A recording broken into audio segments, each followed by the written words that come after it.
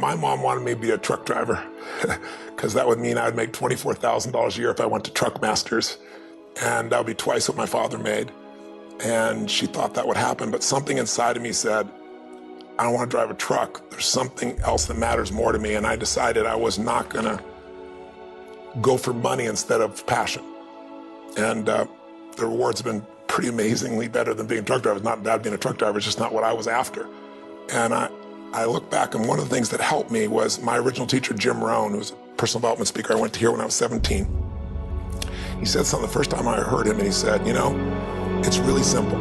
If you want life to change, you gotta change. If you want life to be better, you've gotta get better. It's the only way it happens.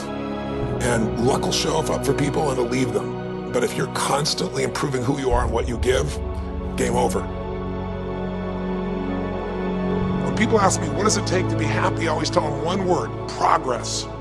Progress equals happiness. Even if you're not where you want to be yet, if you're on the road, if you're improving, if you're making progress, you're gonna love it.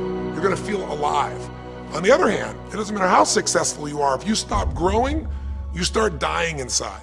I've always had this belief: if you want to be successful at anything in life, never leave the sight of setting a goal without doing something that commits you to fulfillment.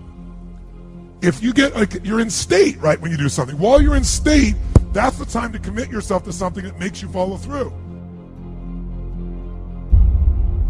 So I'd call somebody up, I'd schedule something, I'd lock in the next meeting, I'd sign up for the class, I'd enroll the guy who was gonna mentor me, I'd set the meeting with a mastermind of people I met. I did something so that whatever I committed to, there was something when I went home that would pull me there. It's structure.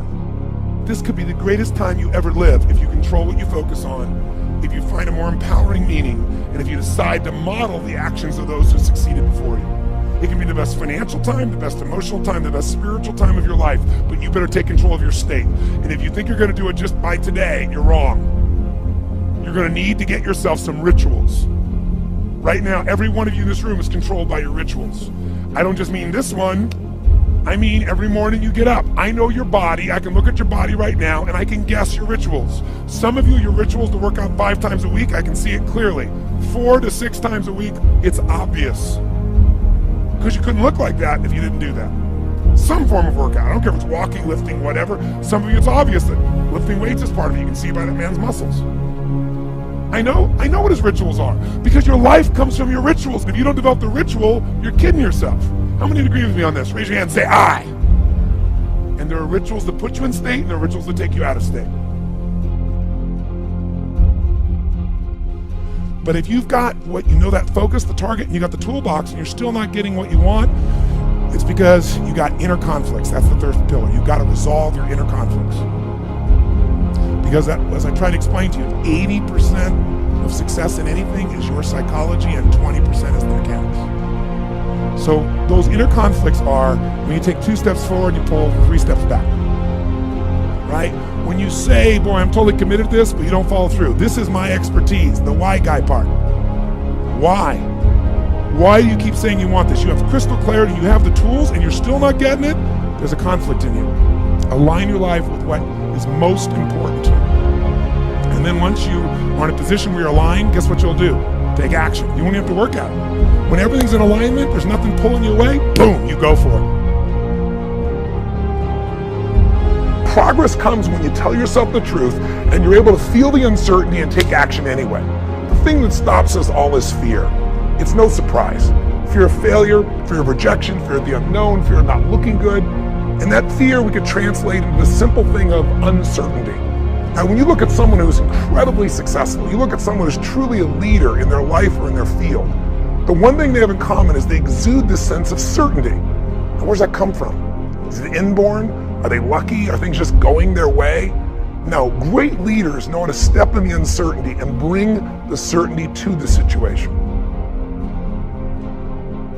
Most people in life, we really feel like the level of stress in our life comes to how much of life do you feel like you control, or how much does life control you?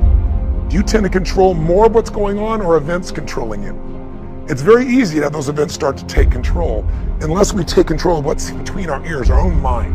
You see, what you and I focus on massively affects how we feel, whether we're thriving or surviving. If you focus on what you can't control, if you focus on the past, if you focus on what's missing from your life constantly, that pattern of focus will make you frustrated, overwhelmed, depressed. It won't even matter if you're taking antidepressants. If you keep focusing on what you can't control, what's missing from your life, you're going to feel depressed still. You can take as many antidepressants as you want. Focus equals power. If you want to thrive, you got to focus on what you can control. You got to focus on the difference you can make. You got to focus on what's already in your life that you're grateful for. So you got to find a story that's going to empower you to act.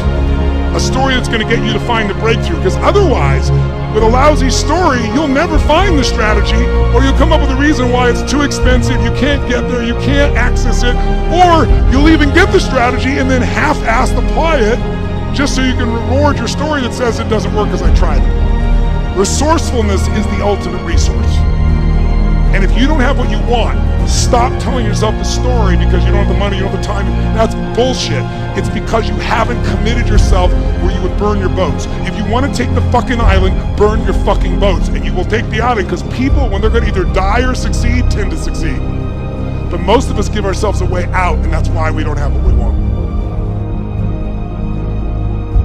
I was thinking about where this journey began for me, my desire to serve. Every day before I get on stage, I do this thing to whip myself into a peak state, and then my last words are, use me, Lord. That's my prayer. And every day my goal is to be a blessing in people's lives. Just do more, give more, share more, create more. What you need will be there. It's like air. You don't stop to think about when you take a breath whether it'll be there or not. It's always going to be there. Yeah. You just got to do your part. Early in my life, one of my mentors, a man named Jim Rohn, said, Tony, all you have to focus on in your life is find a way to add more value than anybody else does, and you'll never have to worry about anything.